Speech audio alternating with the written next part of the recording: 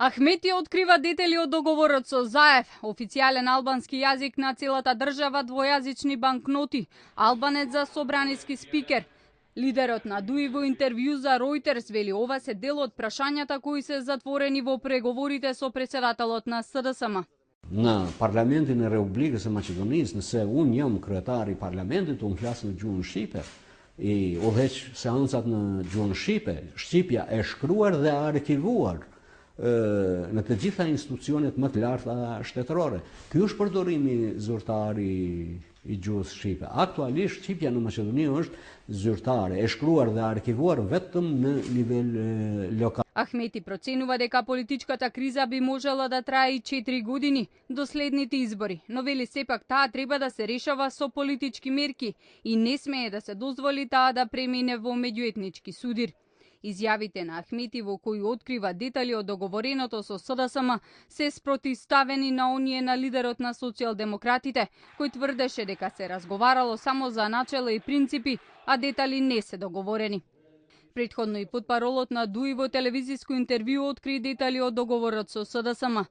Тој вели од барањата на тиранската платформа договорено е да се отвори диалог за промена на химната, знамето и уставното име на земјава.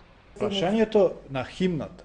Значи, вие имате ситуација во која што втората поголемина етничка заедница не ја прифаќа таа химна, бидејќи ги исклучува нив. Ги исклучува во секој аспект од таа химна. И ние велиме, за да бидеме полојални према државата, за да бидеме инклузивни, за да може сите да станеме на иста химна, таа химна треба да не представува и нас. Меѓутоа, за тоа треба двотретинско мнозинство. За промена на државните одбележја силно се залага и лидерот на Алијанса за албанците Зиедин Села, кој се очекува да биде дел од владата која би ја формирале СДСМ и ДУИ. Села вели тој никогаш не се фотографирал покрај македонското знаме, ниту пак укажал почит кон македонската химна, бидејќи тие не биле гласани од албанците. Не сум се сликал никогаш, исто како што никогаш не сум станал на нозе на македонската химна, затоа што споменав и во еден момент на почетокот на емисијата, не знам дали забележавте, Македонија прогласи својата независност врз база на анексија на правата на 1/3 од жителите, како да почитуваме една национална химна која албанците не ја гласале. Првиот албански парламентарен состав во 1992 година не го гласаше овој устав, не го гласаше ниту знамето, ниту химната.